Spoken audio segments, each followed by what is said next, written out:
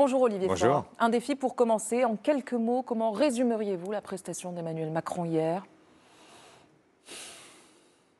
Un grand soupir et le sentiment d'un président qui était venu commenter sa propre impuissance. Je prends quelques exemples. Gaza, il dit c'est honteux. Et alors? Donc ça suffit pas. Que prend-il comme décision? Il aurait pu annoncer hier que, justement, face à l'épuration ethnique qui est en cours, eh bien, il décidait de reconnaître un État palestinien et de mettre la pression sur le gouvernement de Benyamin Netanyahou. Sur la question des référendums, il aurait pu dire quels sont les thèmes sur lesquels il entend véritablement poser des questions aux Françaises et aux Français. Sur les référendums, est-ce que vous y participerez sur ces consultations à choix multiples? Vous jouerez le jeu? Je suis un citoyen, donc effectivement, j'irai voter si j'étais appelé à voter. Mais sur quoi? Quelles sont les questions? Quelles sont les questions? La priorité aujourd'hui? Moi, j'aurais souhaité, par exemple, hier, qu'il annonce que sur cette question des retraites, qui est une question lancinante depuis en réalité le premier quinquennat d'Emmanuel Macron, eh bien qu'il dise « Je proposerai aux Français plusieurs choix possibles, celui que j'ai déjà imposé par la voie du 49.3, donc le maintien de la réforme Borne, ou la réforme proposée par le monde syndical ou par le monde politique. On aurait pu là avoir l'expression d'un choix multiple. Il a fermé la porte. Il a fermé la porte. Est-ce que oui. c'est aujourd'hui un pas de plus pour vous vers une censure du gouvernement Bayrou? Ah, mais sur la question des retraites, j'ai toujours dit que je serais intransigeant. Nous n'avons pas censuré le budget de François Bayrou en échange de ce que Bayrou a appelé lui-même un conclave, qu'il a en réalité lui-même conclu en expliquant qu'on ne bougerait rien. Eh bien, si le Parlement n'avait pas le dernier mot, comme il s'est engagé par écrit, eh bien effectivement, j'appellerai à ce que ce gouvernement soit censuré parce qu'on ne peut pas avoir un gouvernement qui s'engage, qui promet, et puis ensuite qui revient sur ses propres décisions, alors même que c'est un sujet qui est enquisté, qui détruit la crédibilité même de la politique. Parce que quand la démocratie donne le sentiment d'être bafouée en permanence sans que jamais les Françaises et les Français ne soient entendus, c'est un problème. Et c'est un problème qui conduit éventuellement, y compris à des décisions graves avec la montée attendez, la censure, pardonnez-moi, la censure, ça pourrait être dès cet été, si le conclave se... Bien sûr. Vous envisagez cela? Bien sûr. Bien sûr.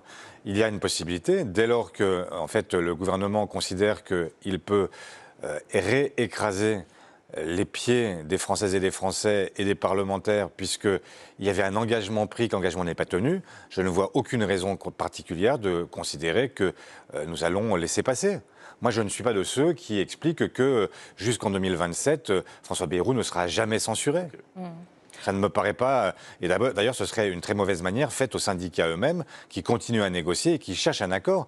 Et expliquer qu'ils sont désarmés et qu'il n'y a pas de pression possible sur un patronat qui lui-même considère qu'il n'y a pas rien sur la réforme Borne, non, c'est non. Olivier Faure, autre dossier qui a été largement évoqué hier, celui d'ArcelorMittal, qui envisage de supprimer 600 postes. Là aussi, Emmanuel Macron a tranché, pas de nationalisation, a-t-il affirmé. Il promet tout de même que les sites de Dunkerque et de Fos-sur-Mer seront sauvés, les yeux dans les yeux, dit-il.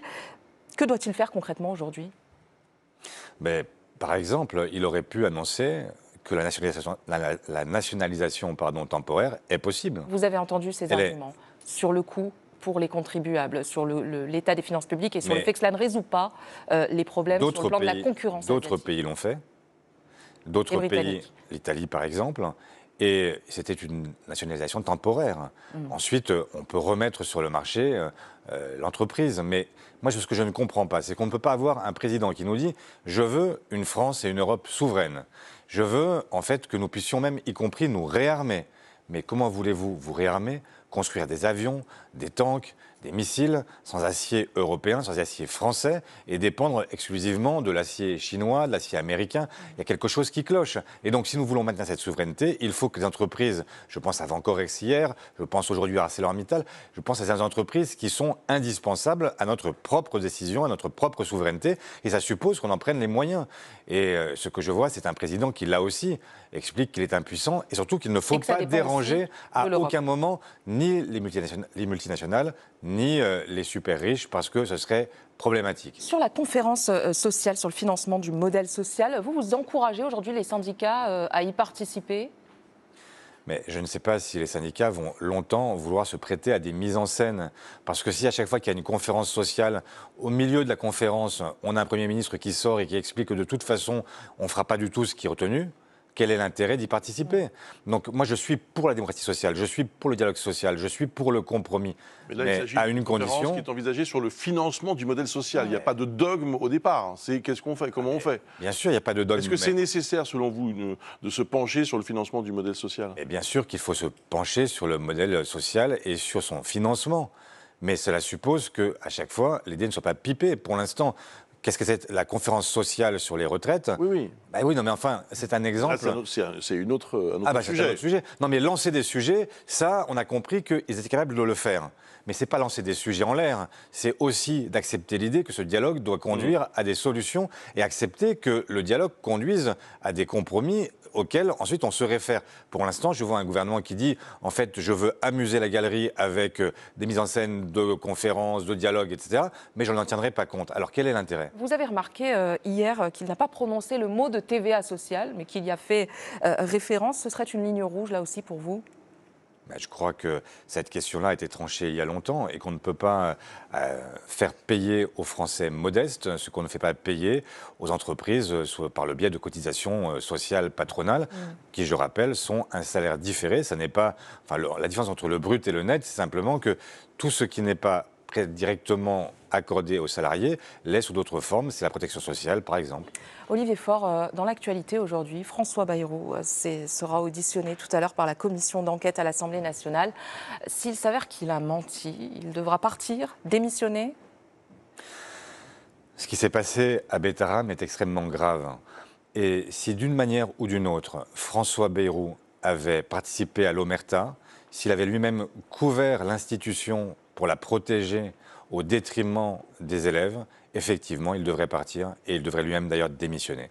J'ai une dernière question pour vous. Hier, à votre place, Jordan Bardella expliquait qu'il était pour retourner devant les urnes, il faut une nouvelle dissolution de l'Assemblée nationale pour dépasser tous ces blocages dont on vient de parler. C'est une possibilité. L'autre possibilité. Vous la souhaitez? Mais je souhaite, moi, que nous puissions avancer. Et si la seule solution pour avancer, c'est la dissolution, il y aura une dissolution. Mais je n'en suis pas maître. C'est un pouvoir qui appartient au président seul. Et vous ne la craignez pas? Mais je ne la crains pas.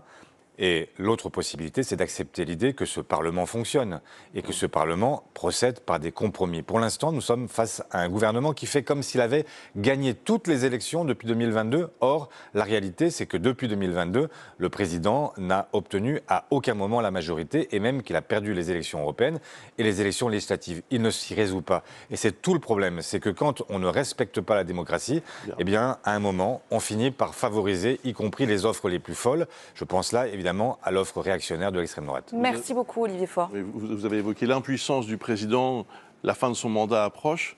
Êtes-vous candidat à la présidentielle? Non, mais tout ça me paraît loufoque à un moment où, pour l'instant, nous devons nous concentrer sur la capacité de la gauche à offrir une alternative et ne pas en laisser le privilège à l'extrême droite qui, aujourd'hui, caracole en tête. Merci beaucoup, Olivier Faure. Merci, c'est la Bougrie.